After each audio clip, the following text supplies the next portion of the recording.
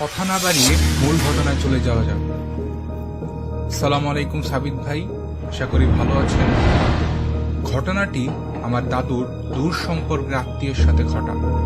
যাকে নিয়ে ঘটনা তার নাম আসাদ মিয়া। আসাদ মিয়া 1971 সালের মুক্তিযুদ্ধ চলাকালীন সময় বরিশালের কোন এক স্থানে সরকারি চাকরিজীবী ছিলেন।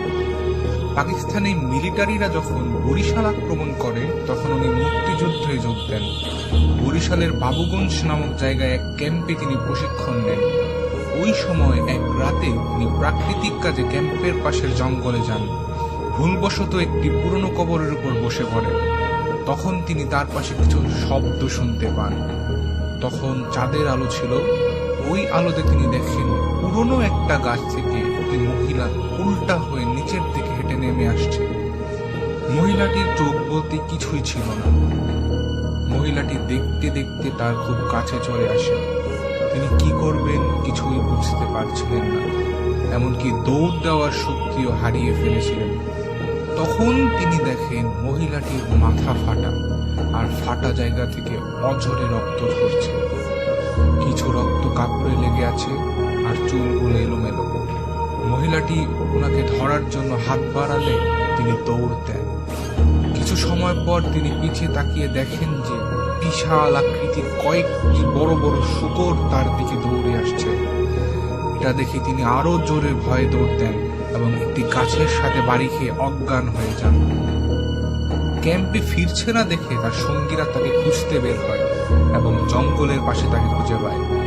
তার শরীরে কোনো কাপড় ছিল না এবং বিভিন্ন স্থানে লাল দাগ দেখা যায়। তার অবস্থা বেশি ভালো ছিল না।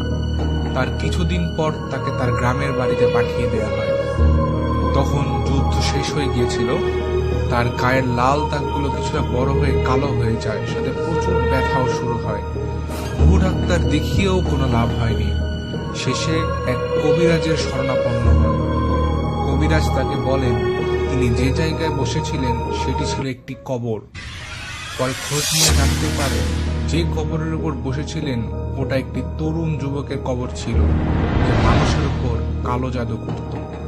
গ্রামের সবাই মিলে একদিন ওই যুবককে লাঠি পেটা করে এবং উনি মারা যান। সবাই মিলে ওনাকে জঙ্গলে কবর দিয়ে রাখে। সেই যুবকের একটি পোষ্য করেছিল। এরপর থেকে অনেকে রাতে জঙ্গলে বুড়ির মতো কিছু একটা চলাফেরা করতে দেখে। যাদের ভাগ্য ভালো, যারা তার সামনে পড়েছে, তারা বেঁচে ফিরেছে। আর যারা অশরীরী খপ্পরে পড়েছে তাদের কেউ কেউ মারা যেত।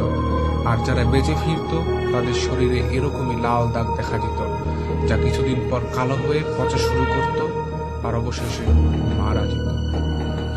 এটি শুনে আসাদের মা কাঁদতে কাঁদতে কবিরাজকে বলেন, আমার ছেলেটিকে বাঁচান, আল্লাহর দোহাই লাগি। কবিরাজ বলেন, আগামীকাল এশার পর আমি আসব, আপনারা কিছু জিনিস ব্যবস্থা করে রাখবেন। বলেই কবিরাজ বলেন 5 কেজি মিষ্টি, 1টি ছাগল, 3টি আগরবাতি এবং গরুর রক্ত লেগে থাকা দড়ি। তো যথারীতি আসাদের পরিবার সেগুলো জোগাড় করে রাখে। পরের দিন এবার ওর কবিরাজ এলেন। তিনি উঠোনে গোল করে বৃত্ত এঁকে তার মধ্যে আসাদকে বসালেন এবং নিজেও একটি বৃত্ত এঁকে বসলেন। এরপর তিনি 3টি আগরবাতি সামনে জ্বালিয়ে ব্যাগ থেকে কিছু কাপড়, পানি, তেল এবং তাদের জোগাড় করে রাখা গরুর রক্তের দড়ি নিয়ে সামনে রাখলেন। এরপর তিনি রিচুয়াল শুরু করলেন। রিচুয়ালের এক সময় হঠাৎ আসাদের মধ্যে পরিবর্তন লক্ষ্য করা যায়। হঠাৎ আসাদ মেলি গলা চিৎকার দিয়ে উঠে বলে, তোর কত বড় সাহস, তুই আমাকে কষ্ট দিয়ে এখানে আসতে বাধ্য করলি, তোকে আমি ছাড়বো না কবিরাজ। বলেই আসাদ হো হো করে হাসতে শুরু করে। কবিরাজ তার দিকে কবিরাজ তার সাথে আনা পানি কিছুটা আসাদের গায়ে ছিটিয়ে দিলে আসাদ চিৎকার করতে শুরু করে। এরপর কবিরাজ জিজ্ঞেস করে, কে তুই? ছেলেটিকে এভাবে কষ্ট দিচ্ছিস কেন? আসাদ বলে ওঠে, আমি আফরোজা। ও আবার মনিবের কবরের উপর বসেছে, ওকে আমি মেরে ফেলবো। কবিরাজ বলেন, ও ইচ্ছে করে নাই, ওকে ছেড়ে চলে যা। আসাদ বলল, ওকে না মেরে যাবো না, তুই নিজের ভালো চাইলে চলে যা কবিরাজ। এরপর কবিরাজ রিউচুয়াল করা শুরু করেন এবং আসাদের ভেতর থাকা পরী চিৎকার করতে থাকেন। একটি সময় পর পরী বলে ওঠে সে চলে যাবে, এই জন্য তাকে মিষ্টি আর 5 রাস্তার মোড়ে ছাগল রেখে আসতে হবে। এরপর পরীর কথা মতো কাজ করা হয়। এরপর থেকে আর কোনো সমস্যা হয়নি, তবে তার গায়ে কালো দাগ এখনো আছে। সাবিত ভাই, ঘটনাটি একদম সত্য, আমি আমার দাদির কাছ থেকে শুনেছি। আশা করি আমার লেখায় যদি কোনো ভুলভ্রান্তি থাকে ক্ষমার দৃষ্টি রাখবেন।